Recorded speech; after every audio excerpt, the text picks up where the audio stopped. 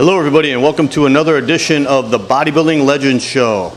Our guest this weekend on the Bodybuilding Legends Show is 1983 Mr. Olympia Samir Bannout. This is going to be part one of our interview with Samir. What's happening with these Bodybuilding Legends Show is I just let the guest talk as long as they want to talk. I don't edit them at all. I want to get the full story of all their competitive experience and the people they competed with and their memories of the sport. So I don't want to make these shows any shorter. I know the shows are pretty long. They're usually at least an hour, sometimes an hour and a half. So what I've been doing lately with the Bodybuilding Legends Show is we're making them into part one and part two. We did that with the Rich Gaspari interview. We're going to do that with Samir Bannout. And starting next week, we have an interview with Boyer Coe, and that's also going to be a two-parter. So this is going to be part one of our Samir Bannout interview. In this interview, Samir talks about growing up in Lebanon, how he first got started in bodybuilding, and then eventually started competing on the international level. He competed in the 1974 Mr. Universe at only 18 years old, the one that Lou Ferrigno won in Verona, Italy. And then he came to America in the late 70s, first going to Detroit, Michigan, and training at the first powerhouse gym, the original powerhouse gym in Detroit, Michigan with the Dabish brothers, and then eventually going to California and meeting his idols, Arnold Schwarzenegger, Frank Zane, and training at Gold's Gym and World's Gym in the heyday of bodybuilding in the late 70s. We're going to talk about his experience competing in the Mr. Universe contest, which he won in 1979, and also competing in the infamous 1980 and 1981 Mr. Olympia contest. So that's all going to be in part one of our interview with Samir Bannout. Let's take a minute to hear from our sponsors for the Bodybuilding Legends Show, and when we come back, we're going to be joined by our interview with 1983 Mr. Olympia, Samir Bannout. Be sure to check out NFE, No Freaking Excuses, All Natural Warrior Supplements, offering pure isolate, whey protein, essential multivitamins, thermogenic fat burners, all available at NFE.com and Southern Muscle in Brandon, Florida.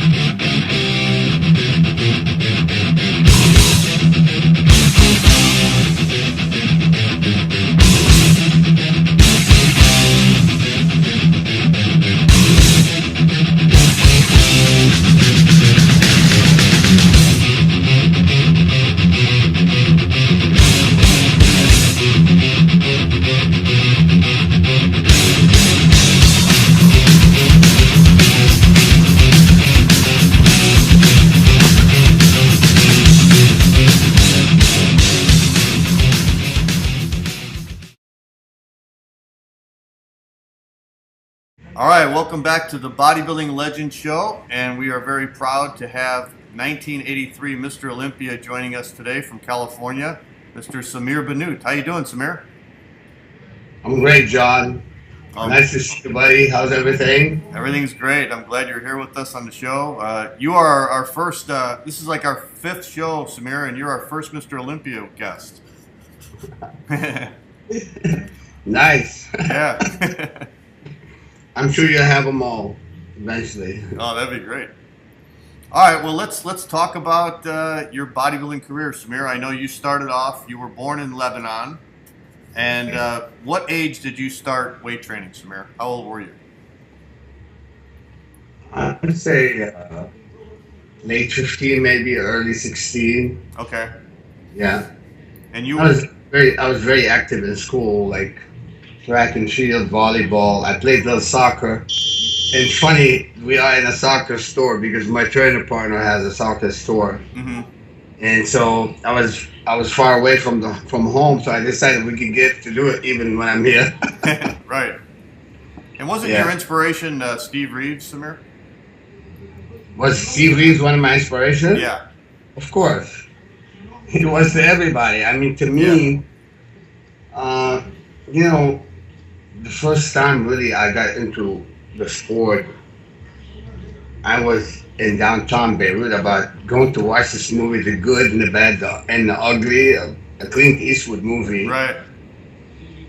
And good enough, I saw a newsstand with magazine, and so I got in there and I saw a picture of Arnold with two girls.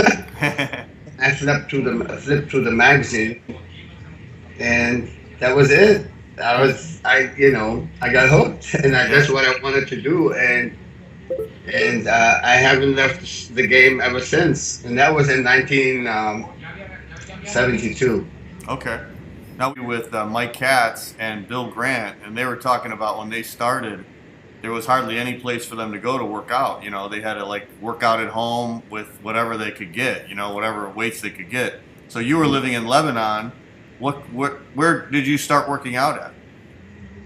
Well, I was technically more like Katz and Grant, and so I would do dips. I would do back then, Muscle and Fitness magazine was Muscle Builder Power. Right. Speaking of that, Mike Katz was among the people in the magazine. It was right. Just a small world.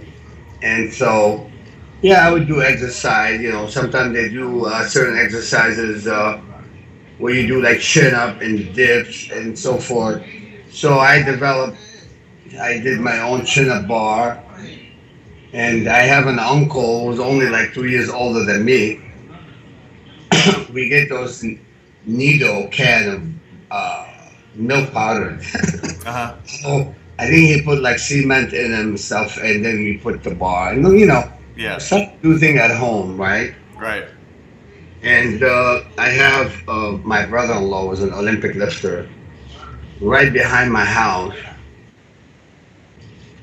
there was a gym, probably among the greatest gym ever in the history of Lebanon. But they produce so many Olympic lifters and Olympic wrestling, like, you know, Roman, like, what do you call that wrestling? Like Greco. Yeah, Greco-Roman wrestling, yeah. Yes, and so I would go to that gym, watch my brother-in-law, and watch the guy that, you know, he was like top champion. And so, you know, I started to do a deadlift. I did it the wrong way. I hurt my back. Oh, really? Yeah, and actually I was talking about that earlier today because my buddy who was training with me, he was afraid of doing something like bend over. I said, hey, dude, listen, I got my back. I got hurt from the first time I lifted the deadlift the wrong way. And so, you know, started to go and do like Olympic lifting in the very beginning, John. Okay. So bodybuilding was in my heart, but then I got interested, you know, maybe like, let me see if I could do 135 or up to here. And so, you know, cleaning 135. But you know, before you know it, I was a skinny kid. I was like more like 125 pounds. I wasn't big. I had that Bruce Lee type of body, you know? Yeah, I remember seeing a picture of you in Muscle Mag, and they had a before and after picture. And you were really skinny when you started, yeah. Your legs were really skinny and stuff. I was. It's so funny. I had that picture here. Whenever I see these guys that want to train with me or something, when they see this, they're like, what? I'm like, yes. Yeah. You gotta think, you know, it's not like how you start, it's how you finish. Right. Now, Samir, you were always known for, you know, you had one of the most beautiful symmetrical physiques, and I think in the history of bodybuilding. If you look at all the physiques in bodybuilding, the symmetry you had, and I mean that's pretty much God given. When did you notice that in your physique? You started off real skinny, but when did you start to see that, wow, I really have really good symmetry and really good shape? In the very beginning, I didn't know that I had this God-given overall balance, you know. But it's really weird. At time, and I told that to Frank Zane once, I would be driving with my dad to work, and there's a butcher on the way to his, it was an American company called Amlevco. My father was like a salesman for that American company in Beirut. Okay. So every time we drove by this butcher, and there's a picture of Frank Zane doing this shot, you know? Yeah. Where vacuum pose, and I would look at my father and say, what's wrong with you? Are you okay? Like, did you go crazy? I'm good here. But anyway, when I started looking at Zane's pictures, one time I started looking at it and said, wow, he's balanced. So for some reason, you know, I kind of felt this is something that was important. to have the overall look. And really, from the very beginning, I never neglected anything, John. And I know a lot of guys are scared to do legs. They don't like to do legs, and then later on, they all regret it because, dude, you gotta work everything. So anyway, one time the president of the Lebanese Federation, his name Malih Alaiwan, he was the vice president for many years under Ben Weider, rest in peace. He's still around, okay? Really? Okay. Yeah, he's older. He's in mid-80s, still in decent shape. You know, getting older. So Malih goes, you know what, son? I think you really should be doing more bodybuilding because you really have that shape. Honestly, he knew more than me because he's been doing this since before I was born. Right. So he said, if you want, you can come to my gym, and I won't charge a membership fee or anything. Good, perfect. Deal. Yeah, but I guess I became a diehard fan, John, from day one. Yeah. I would go back and look for the American magazine. And then right around that time, when Casey Vieto won the Teenage America, I picked up that magazine. And Dan Lurie was coming out with Muscle Training Illustrator. Yeah. And Bob Hoffman, Muscle Development, Strength and Health. Right. And Joe had Muscle Builder Power, Mr. America. Right. And I used to have British magazine and then I called Peak. So I'm crazy. I collected everything. I mean, that's what I want. Yeah. And at the time, I didn't speak English. I was studying. I'm educated in French.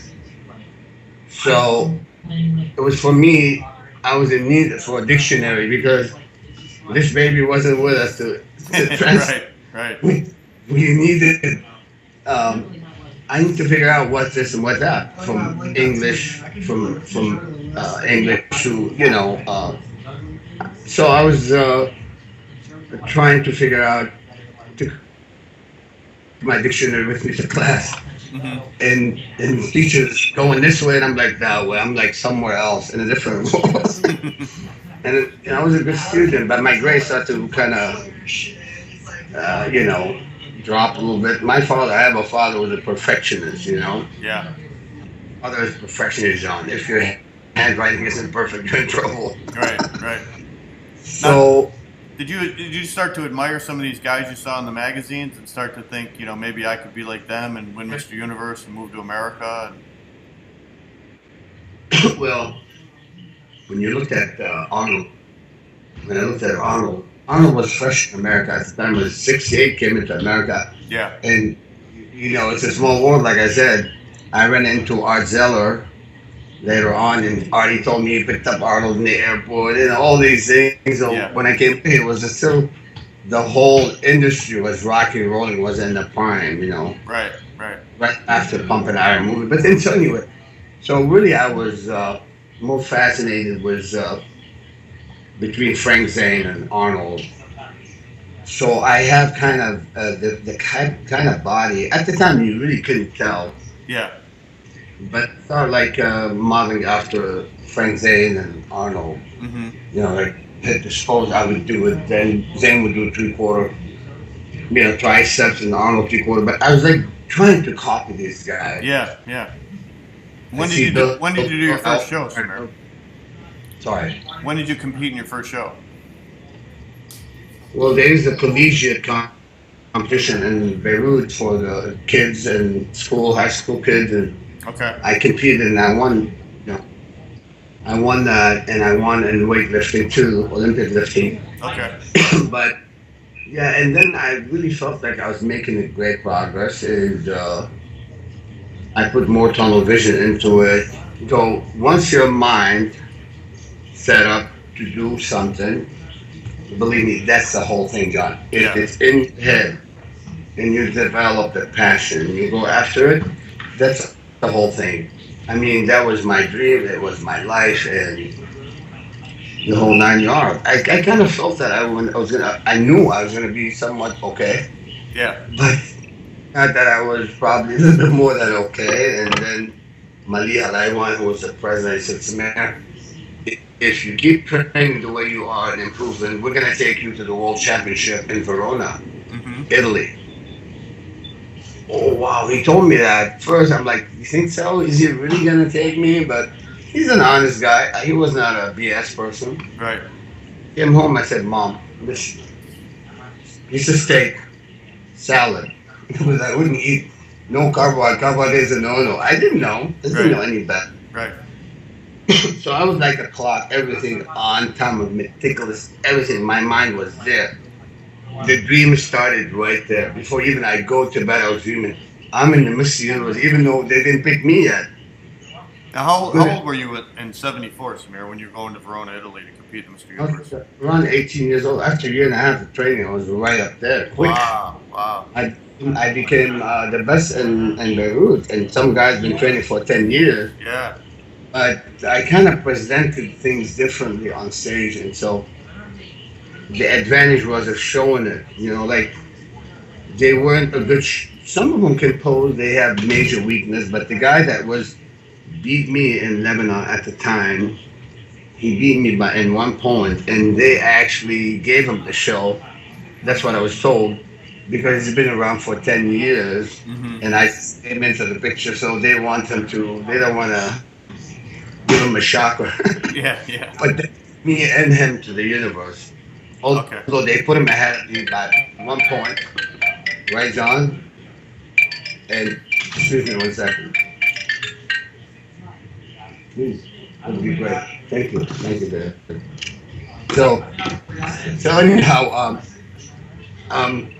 we competed. Me and that guy's name Tawfiq, Toufic, Tawfiq Saad, Saad. Okay. So we were in the same class in Verona. I came in 7th, he came in 11th. Oh, okay. So I looked at him, I said, goodbye. I was just joking. And, but Malik was a really nice guy, and he wanted to motivate me more. So he said, listen, our kid, Samir Bannout, is teenage Mr. Universe. He's the youngest guy in Verona.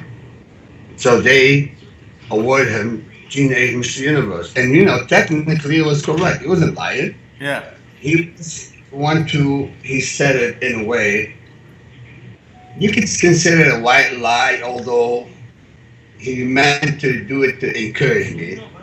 And it was good. I mean, yeah, I really would have been the youngest. Our friend started focus. I said, this kid is going to be good, you know? Right. So, thank you, man.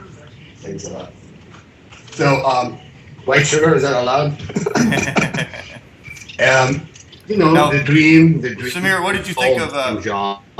What did you think of the American bodybuilders in that show? Louis Ferrigno won, and was Mike Katz and Ken Waller in it also? Bob Birdsong. Oh, Bob Birdsong was there. He got the second to Ahmed Ululu. Okay. The Turkish bodybuilder Ahmed. Yeah, I remember him. You remember Ahmed Ululu is incredible. Yeah. Oh, he yeah. won the universe. Yeah. It was, but I mean, Bob Birdsong was huge, but Ululu had that shape, and he was like gnarly hard. Right. It wasn't. Yeah, and so the American team was Ferrigno was there, Ken Waller was there, Mike Katz was there. Wait a minute. Let me see. That might have been 73. Even Arnold showed up at that show, but I remember being backstage, looked at Lou Ferrigno, and said, holy shit, it looked like the Empire State Building was moving. I mean, new kids on the block, come on, dude, you know? Yeah. To me, it was anything made in the USA, anything in America is like the real deal, you know what I mean? Right. So, after all, I was reading all the American magazine, keeping up, I know who is who. Yeah. And so it was like fun for me as a kid. It was very encouraging, very motivating. And then I met guys in Australia like Roger Walker. Yeah. Cali came into the show. Okay. My Serge Newbray. Uh-huh. Like, look, and I'm enjoying the action. This, you know, I said, I'm in the middle of it. I think I'm going to be much more in the middle of it. But give me some time in my head, you know. Yeah. You showed with Pierre Vandersteen, remember Pierre Vandersteen? Yeah, with the great abs. I didn't know better. Pierre Bendicine was like really drawn, dry. He looked in his clothes. He didn't look even he does bodybuilding, right? Yeah. I've seen pictures of him. He actually was on the cover of Muscle Builder. Yeah. And he always chiseled hard, you know. Right. Because the big guys, under the light, they disappear. Yeah. The shredded guys that will appear. Right. You know that.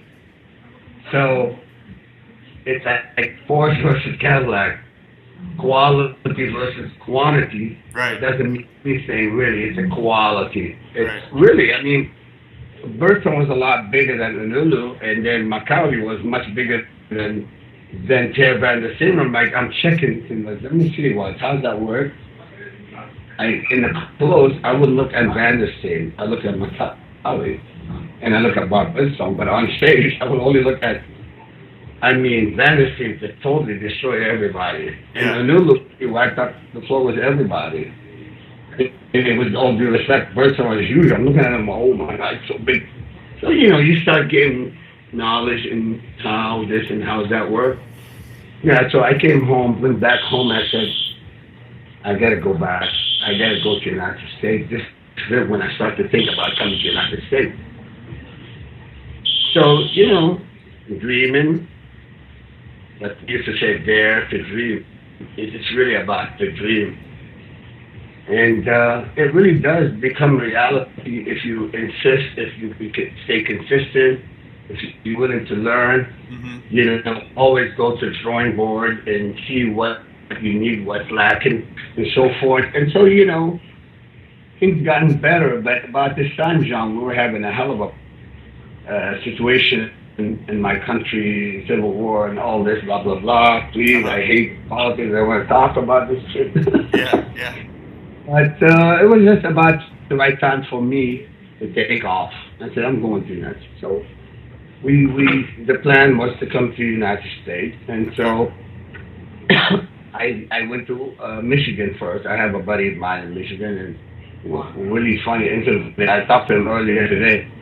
The guy I lived with in 75, he called me today. Isn't that weird? It's crazy. Yeah. A really nice guy, Jamil. So anyhow, came to Michigan. I saw the level of bodybuilding. I noticed, American gym were like more,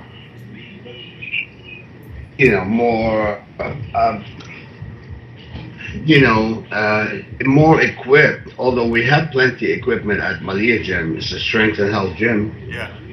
Our old gym was more like Geronda style, old machinery that Malia also developed. Okay. And Malia was a great bodybuilder too.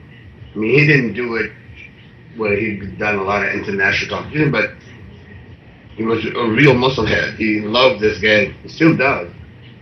So,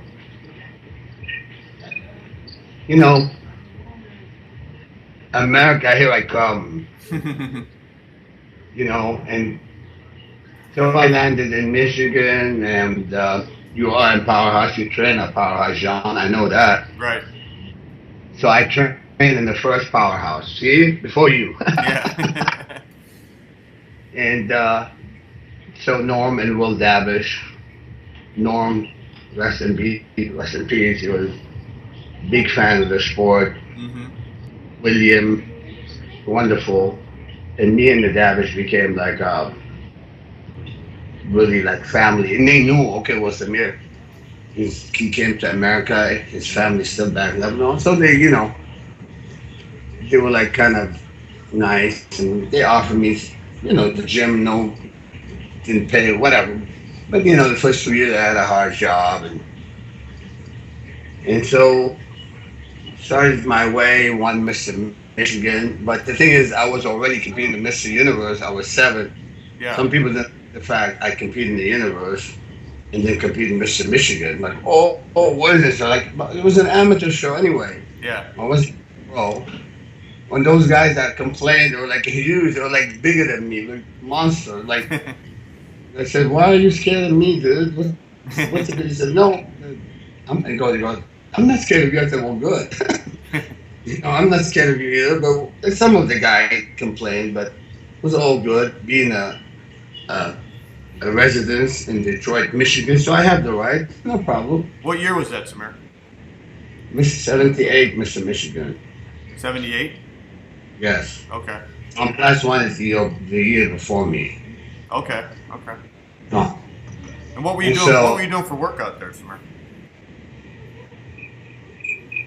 you know, I had my way of, I'm mixing this up, but I was training everything my way, making sure my whole body is getting a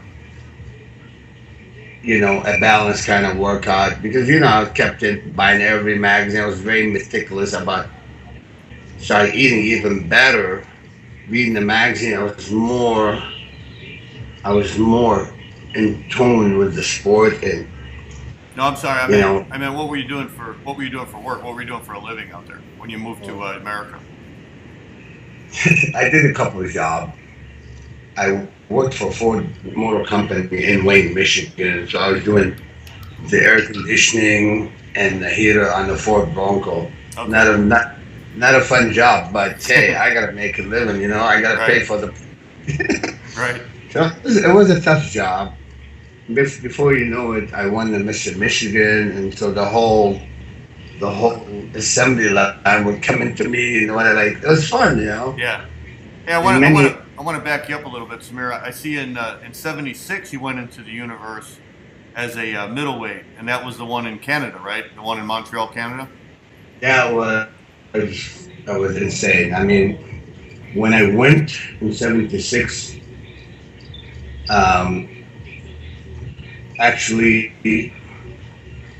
I did this trip for other reason, but I figured since I am there, I'm gonna compete. But really, it was stupid because I was zero preparation. Okay. I wasn't prepared at all. But then I competed, and just for the love of the sport, I want to be there. I want to see the action and stuff. So yeah, that shouldn't be counted. But then I came to United States from Montreal. I came into Detroit, and Okay. and met my buddies and stuff like that. And so, what did you think about when you went into that '76 universe? What did you think of some of the guys in there? Like, McAway looked great that year, and Danny Padilla, and Mike Menser, and Robbie Robinson.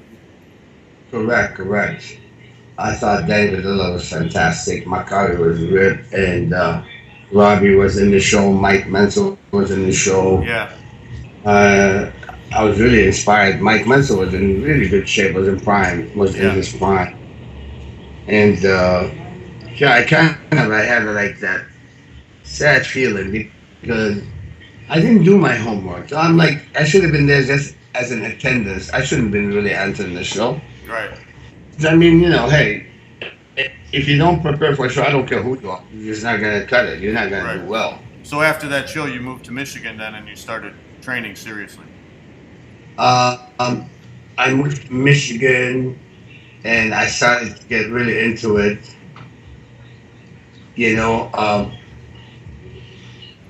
When I came to Michigan in '75, then I started to really put my tunnel vision. 1976, I went to Mr. International in Columbus, Ohio. Yeah. In 1977, I should have won Mr. International, to be quite honest with you. I'm sorry, I take that back. 78, I should have won the International, according to Joe Gold, rest in peace, because I lost to Roger Keller. I lost my division to Roger, who was a friend of mine. I saw you I was there in '77. I was 14 years old, and I went out there and saw it. And I saw you lose to Walter Bubenacek, right? And I thought you could have beat him because you had much better shape.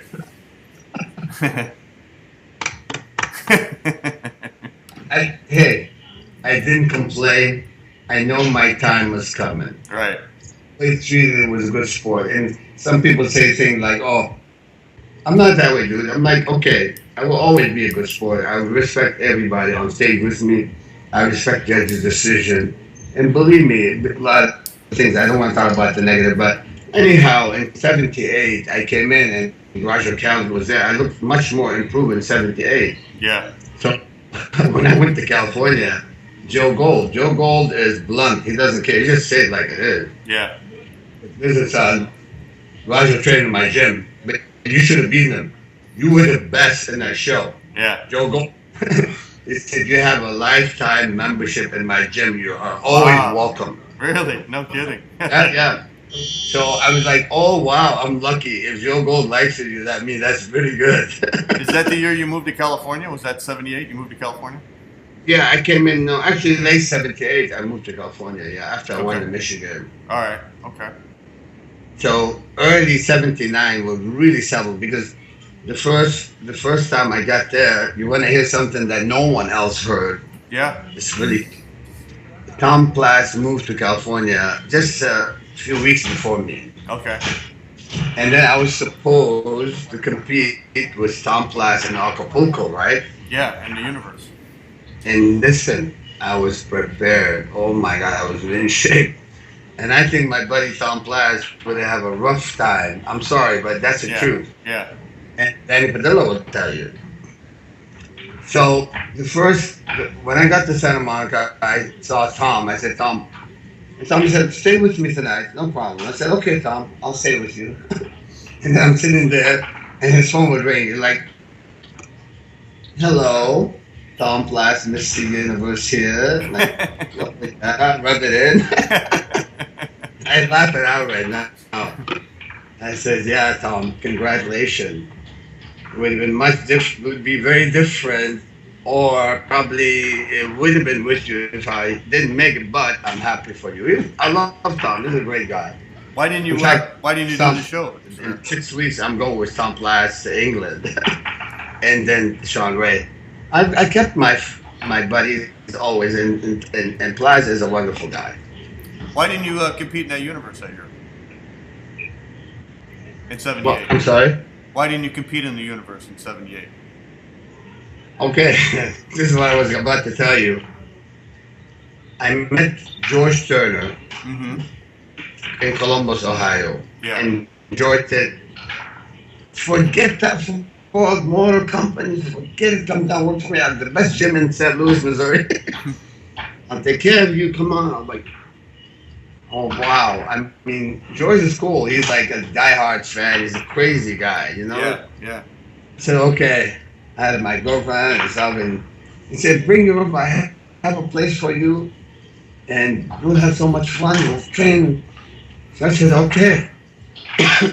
So actually, I came in on the airplane with Joe Weider and George Turner, flew to St. Louis, Missouri. Okay. And I was impressed. George's gym was fantastic. It was huge. And nice equipment that he built himself. Really. I said, wow, that's good. He said, well, good. Here, I have some nice building here, apartment building. Get a nice place, and we'll rock and roll. We'll train, and you win the universe. I said, great, perfect. So Turner and I hit it off. And I prepared, and the plan was to go to Acapulco, except I needed to apply for a visa because I wasn't an American citizen at the time. I was a resident. Oh, okay. So to go to Acapulco, I needed to apply for a visa 1 week in advance. Right. Know that because a lot of my buddies said, "Oh, no problem," because he said, "Oh, I'll go from California. I'll drive to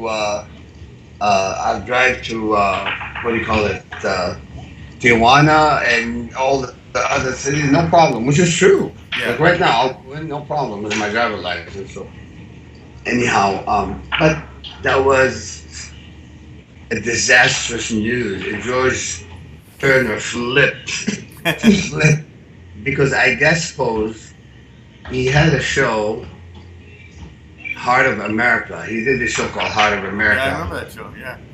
And Danny Padilla guest posed, so he made me guest pose with Danny Padilla. Okay. and I was in shape, I'll tell you what, I was in shape. 100%. And Joe said, listen, son, you're going to win that universe, not a problemo. I said, yeah, I felt good. My body was responsive, but unfortunately, anyway, well, it wasn't meant to be. And I'm happy my buddy, Tom Platz, who was really one of the nicest in the sport. So, yeah. So I just said to myself, I said, forget it. I'm moving to California. I'm gonna do it on my own. And I know in '79, Columbus, Ohio, I'm gonna go and get it. I'm gonna go and grab it and bring it. That was my plan. Right. Except that year, I had to deal with Ron Tufel. And Ron Tufel wasn't easy. Right. You know, Flash and a lot of guys. Tufel was always taking these guys for a long. You know, Tufel was winning all the time. Yeah, correct? Tufel used to always beat Platts, right? Yeah, Tufel's beating Tom Flash. And I'm like going, all right, would have been nice. I would have done it with Tom Flash, but now I have to fight the big boy. And what was his, what was the best in the world contest? Was that earlier in the year in '79? Was that in California? Well, Best in the World was promoted by Joe Schneider in Warrington, Pennsylvania. Okay. I got invited, and Serge Nubret had came to California. We became friends. In French, Serge and I could speak French with each other. French. Serge, he saw my potential. Said, "Oh, I'm here," you know. So, actually, Serge Nubret and I trained for quite some time, and he had prepared me for the Best in the World. Okay. His start preparation was like a little bit harsh for me because I'm not a big eater, right? I'm not. I don't. This is my problem. I don't eat enough. If I ate more, I would have won the Olympia probably a few more times. I don't. It's like I'm telling you, that's the reality of it. And so, you know, even Bill Pearl looked at me and said, Bill Pearl was. I love Bill. He's such a nice guy. Billy goes, "Listen, son. Listen to your body." That's what Bill told me. Okay. He said, "You got a beautiful skin tone. You have a nice physique, and I predict a huge things for you. Listen to your body, Samir."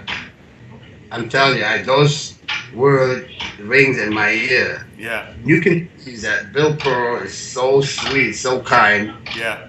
He's helpful. He is kind. You can see it. This guy. I always liked Bill. Yeah, me too. He's a great, wonderful, wonderful man. But his vision was correct. And when I heard it from Bill Pearl that the potential was unlimited, I knew he's not going to tell me this if I wasn't that good. And I really believed in myself. So I put it into my head that 79 would be the year that I win the Olympics.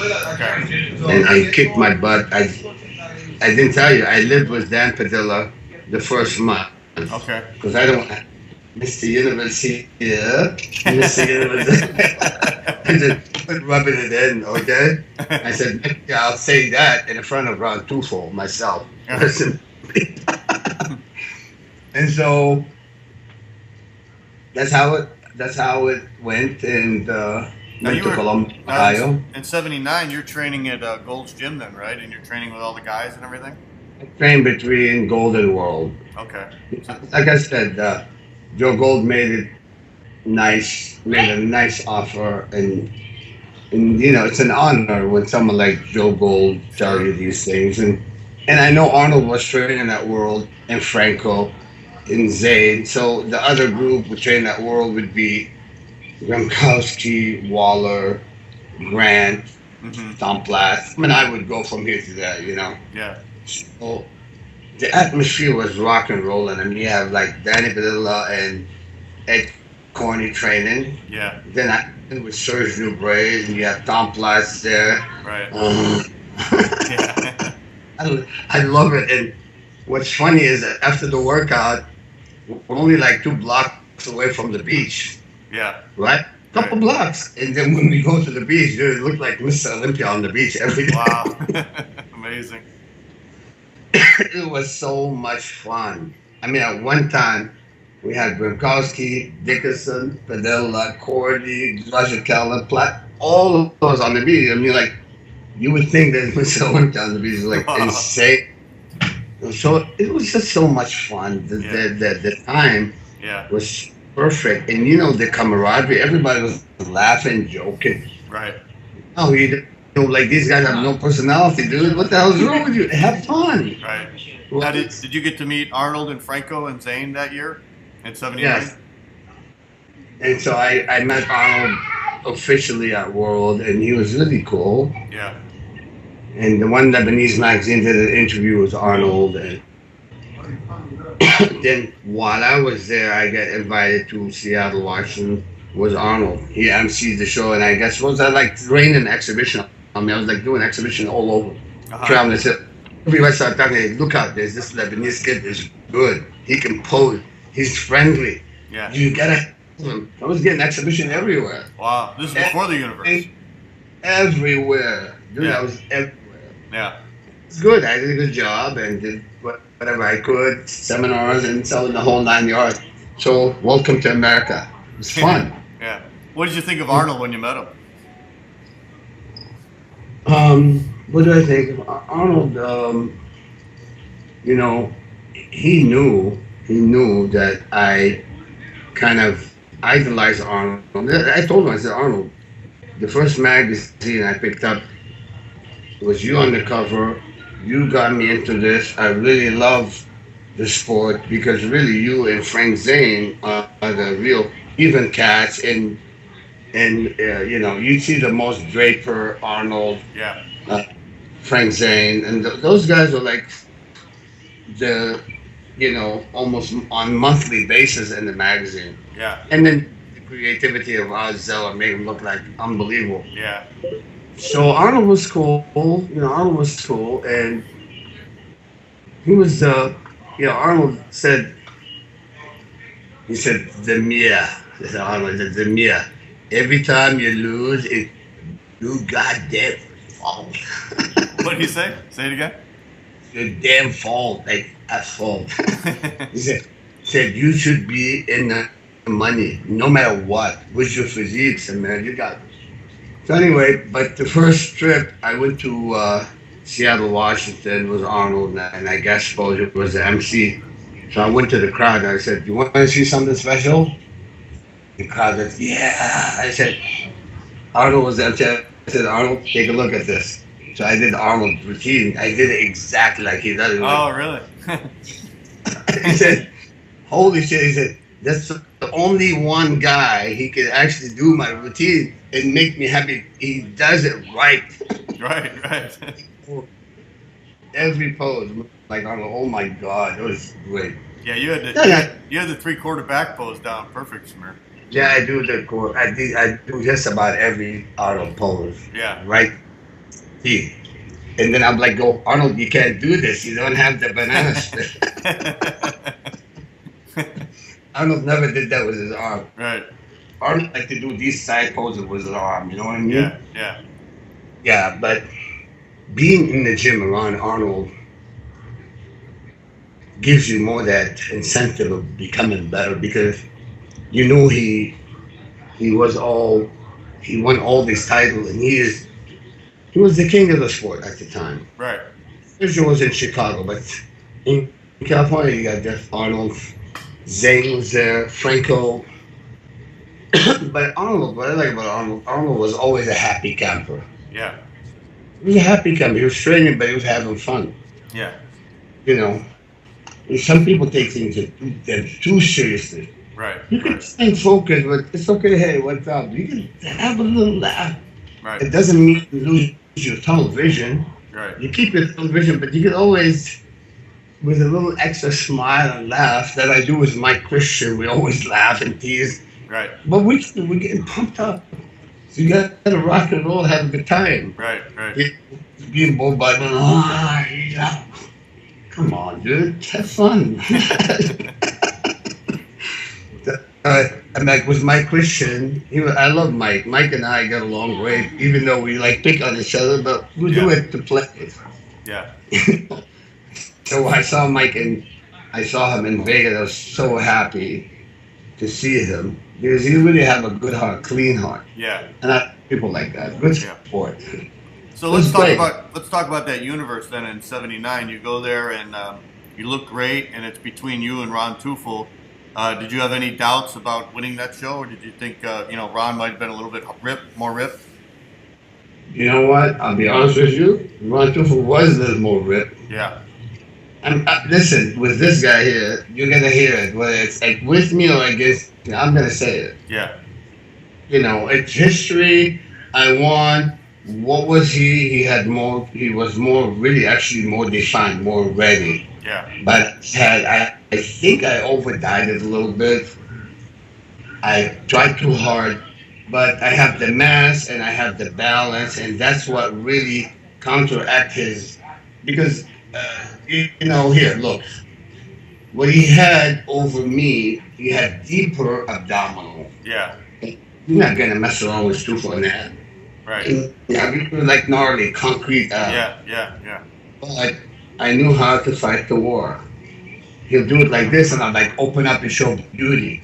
Yeah. Right? Yeah. So the psychological effect on the judges, he's more ripped. I would do this. He can't do this. I show him something different. Right. I'm like, you got a nice balance. And, look at this.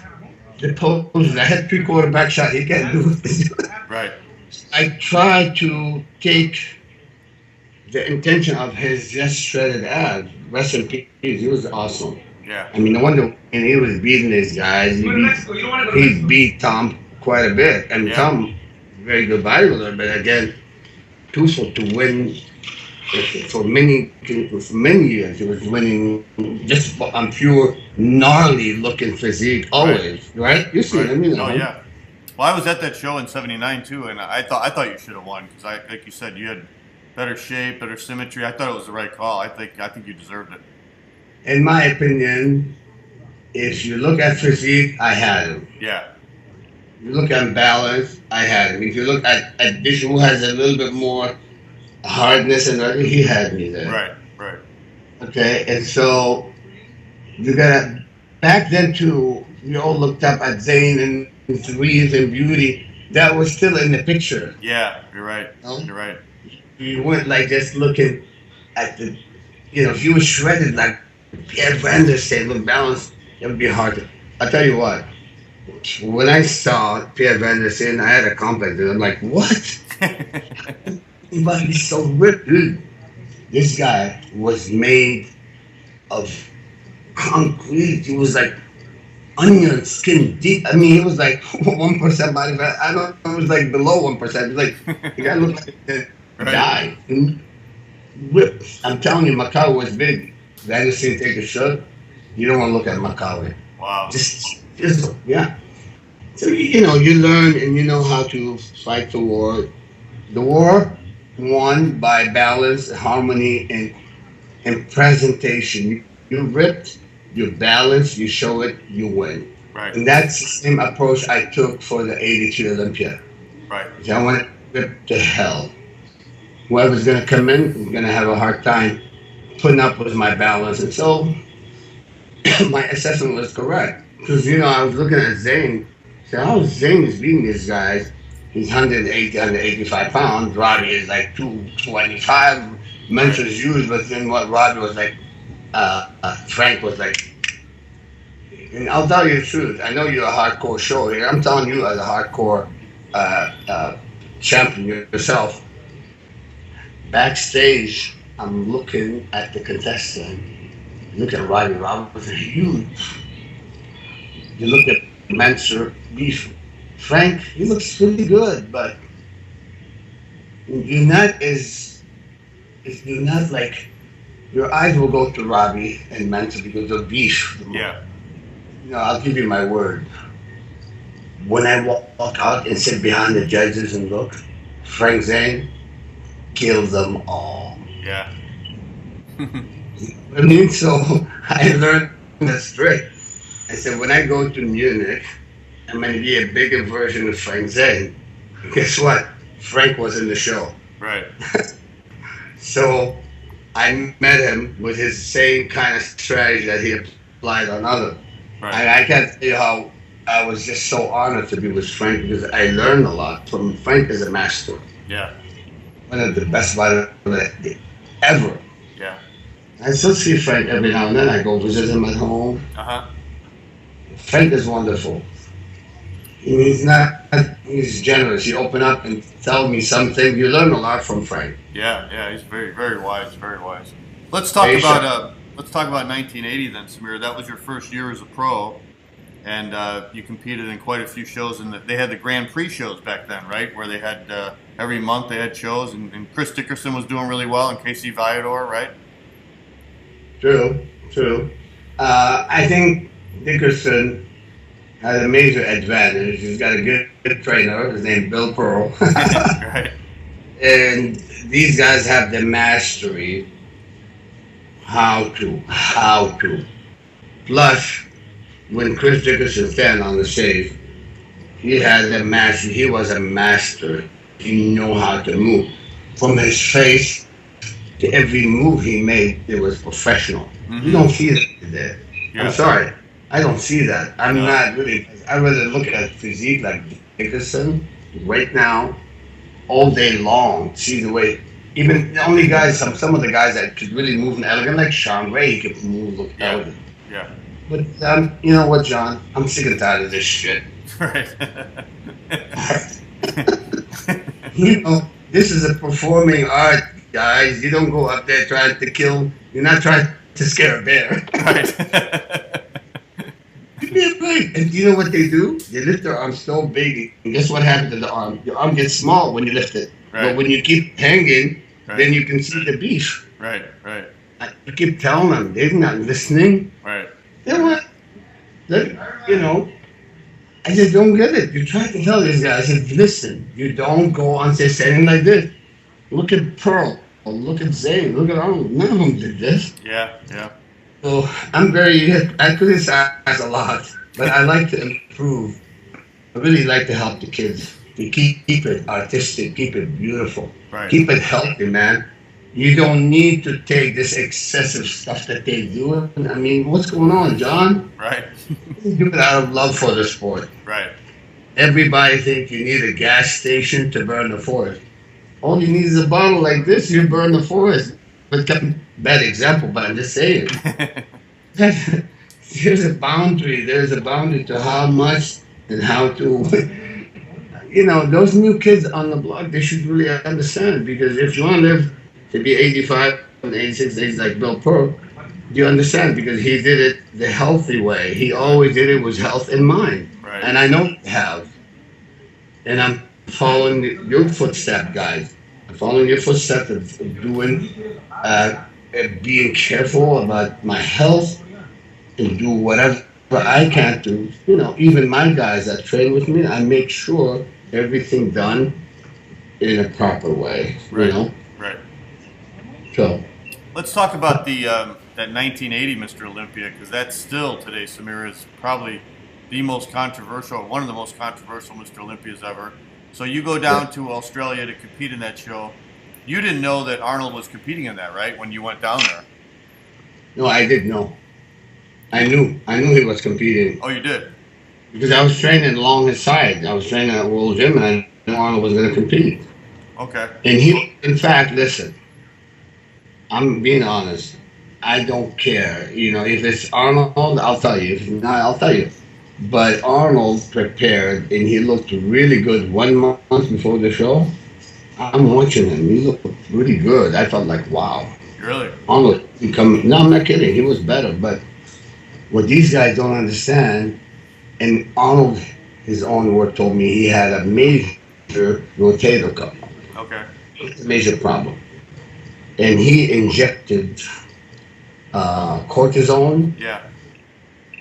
Because you really can't do much unless you take cortisone, isn't that? Yeah. You know. So evidently, according to Arnold, it did backfire, and it made him take tons of water. Yeah. So that's the complication that Arnold had, and really, I wasn't impressed with Arnold backstage in Sydney. Hey, let me Because I know you asked me this question. Yeah, I asked you before. I know. Let me ask you about that. The meeting of the day of the show when Arnold shows up and everybody realizes now he's competing, and there was a big argument between Arnold and Boyer Coe, and then Arnold and Mike Menser. And is it true that Mike Menser and Arnold almost went at it? Yes. What happened there? You see, Arnold, in my opinion, now getting to know him, he had a strategy, because somebody pulled that strategy on me too, but that's another story. Arnold would do whatever it takes to mess up other contestants. You know what? Why not? More power to him. Right. He's not putting the gun in their hair or anything. He's just like, Yeah. they were complaining about one class or two classes, and then Arnold told Mike, I said, why are you afraid? You this and that, look at you, you let your belly hang. And so told that to Mike, and the way he said it got Mike really pissed off. And so he knew how to get under the skin for the fact he wasn't really want to hurt him, but you know, the verbal insults kind of get their adrenaline flowing, and so Arnold is sitting there right here. Ken Waller. I was sitting next to Waller, and then Casey. So his best defense was nearby. So what did Menser Mike do? Menser went up to him and was pointing his finger at him, or what happened? Yeah, Mike moved in like a raging bull. Really? Wow. So it looked like there was gonna be a fight. Arnold got up, and then boom! Before you know it, we all stopped. Oh, really? Arnold got up? Yeah, Arnold was sitting in a, just, I think it was like a box. It wasn't even a chair, but yeah. He got up, but Mike started. Mike came in angry, and then we intercepted him in time. Wow. And then come Ben Weed, Oscar Fade, Bill Pro were there, Boy there. So yeah, calm him down. And I guess Arnold, he got what he wanted out of it, to get everybody angry, get them all worked out. Right. He wasn't really ready, so he might as well let the other guy look bad too. Hey, So what did Arnold say to you? I saw that picture where he's like sort of slapping your hand in the backstage. What was he saying to you?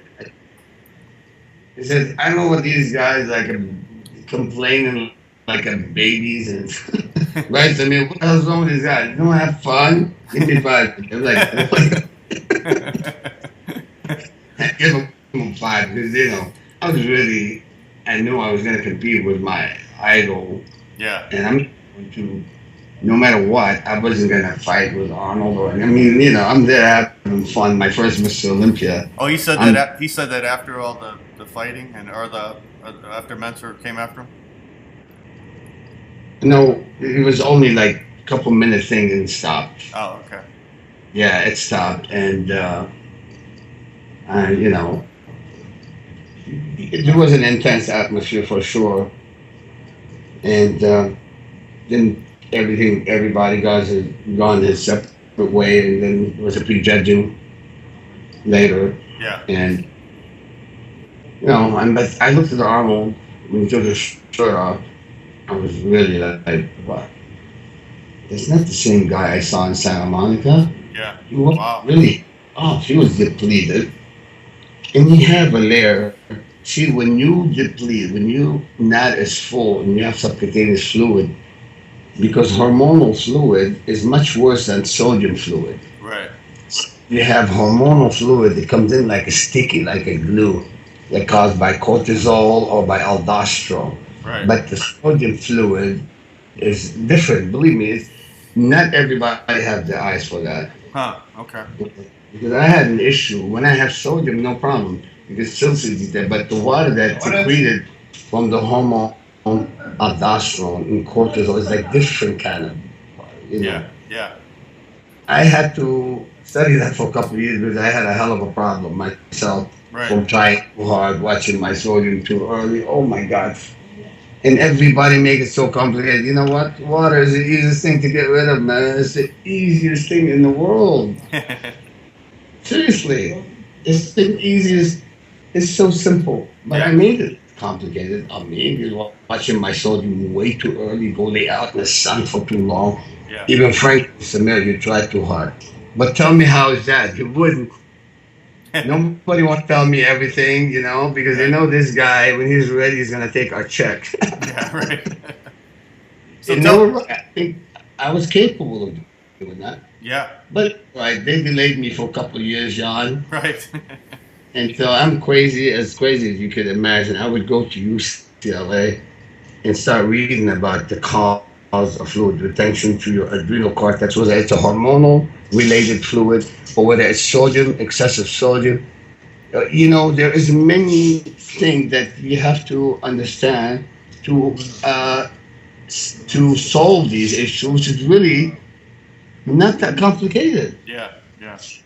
Some people make it too complicated, and I did. Was one of them that made it complicated, and I did in Columbus, Ohio, because had I dropped a little bit water, I would have been even more ripped than twofold.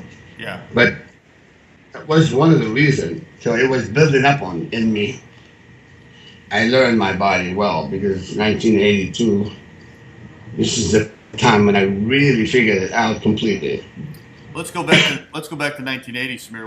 When the prejudging started, and they're calling out Chris Dickerson, they're calling out Mike Menser, Boyer Coe, Roger Walker, and then they call out Arnold.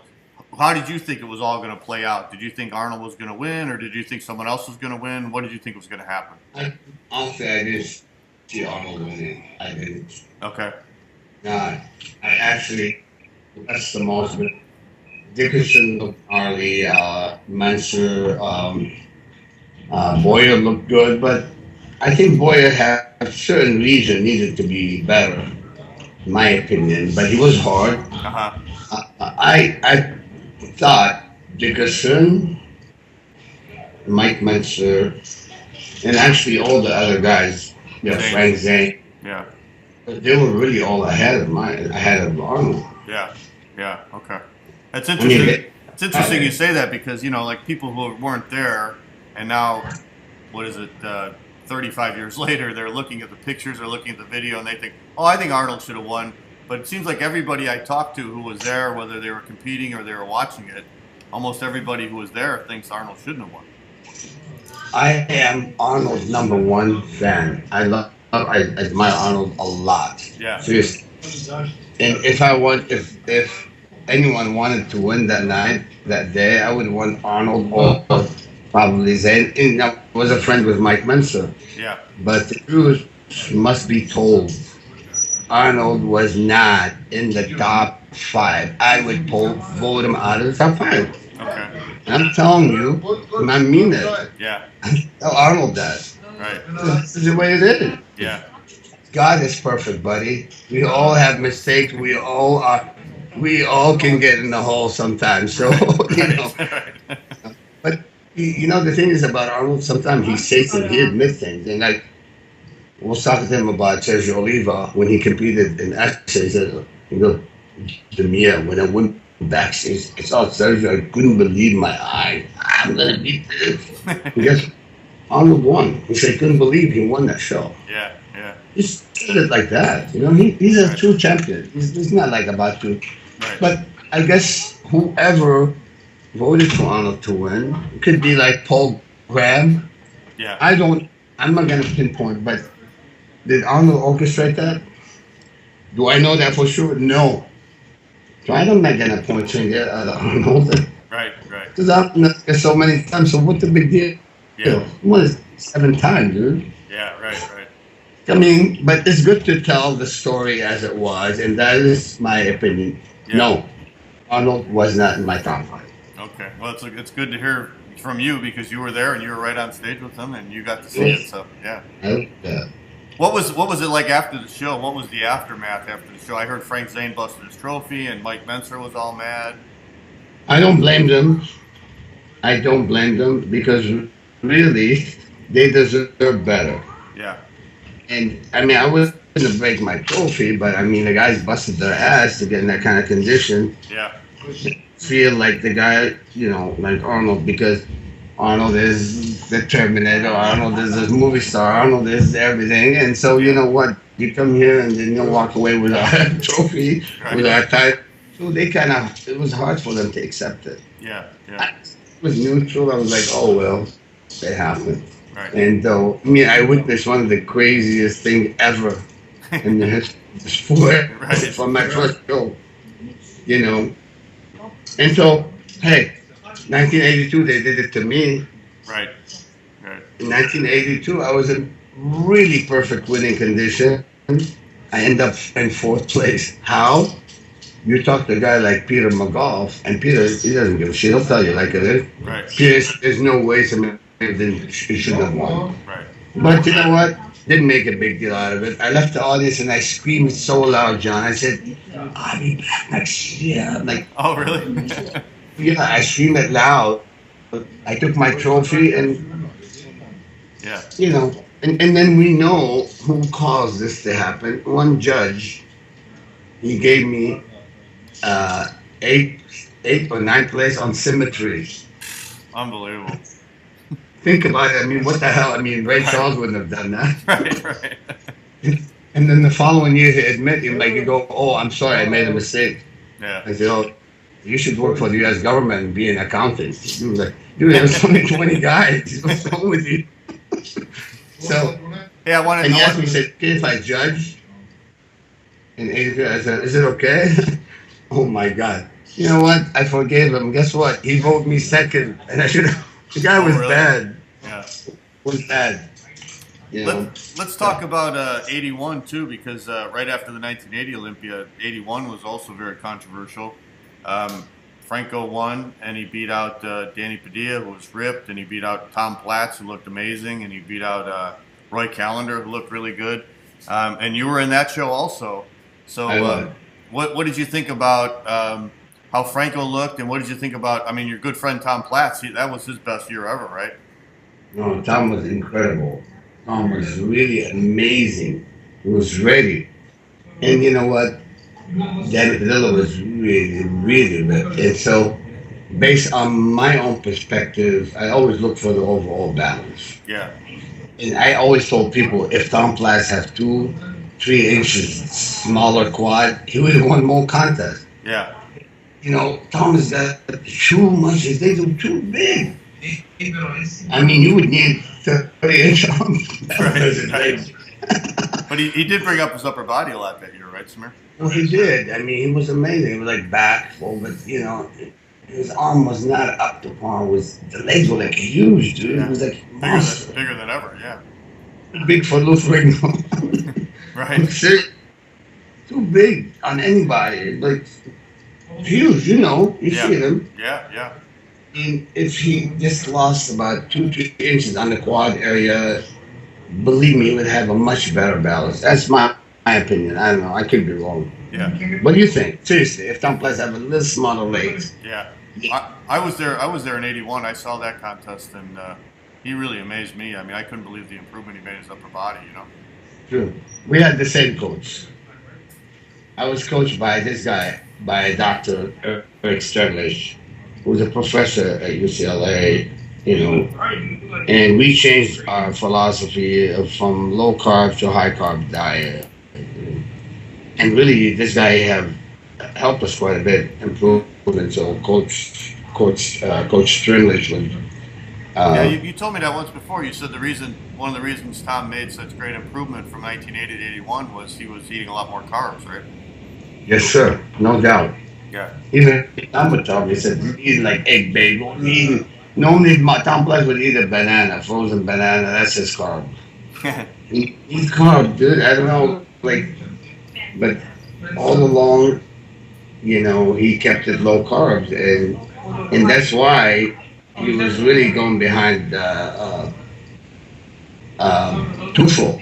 Ron Tufel wasn't zero carb. It was somewhat, you know, maybe fibrous carb, maybe 100 grams, but Tom was absolutely, positively low carb. And I know I've gone with him. We go to the chart house once a week and eat everything. Yeah. So, I mean, you know, I don't think anybody should really go under 200 grams of carb a day. 200 is too low. Right. 100 is too low. Tom was getting about 20 back then. Wow, crazy. Oh, good. Seriously. Yeah. So what did you think about that 81 Olympia, Samir? You were there, and what did you think about the whole outcome? I was backstage and I looked, and honestly, I'd gone Tom Platz first. I'm sorry. I'd gone Dan Padilla first, and really close second, Tom. Close second. Okay. and then Chris Dickerson. These are my top three. Okay. Chris was polished, good, as always, professional. Then Calendar, and then Franco. who cares? Yeah. They only remember the top three. They Yeah. actually only remember the number one. Right. What's sad? I mean, Tom or Danny would have been worthy of that. Franco was off. Yeah. Off. But The I legs want was interesting. to talk about you too, because I remember you came out that night and you weren't in peak condition, but you had an amazing posing routine because you did this posing routine to this music, and the music went like it was like a ding ding or something, right? And you every time you did that, you hit a pose, and the crowd went crazy when they saw that posing routine. Yeah, I picked up that routine from the Rush band, the Canadian band Rush. Uh huh.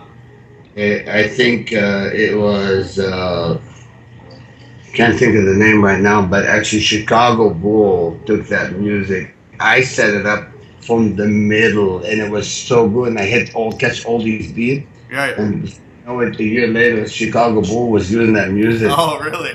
Wow, that's crazy. It's not my music, it's not their music, Yeah. but that's the band Rush. But I set it up from the point where I should, to do the pose. Yeah. So my kid said, "You don't believe me? I swear to God, I did. I'll show you the tape. I have it. You can hear it."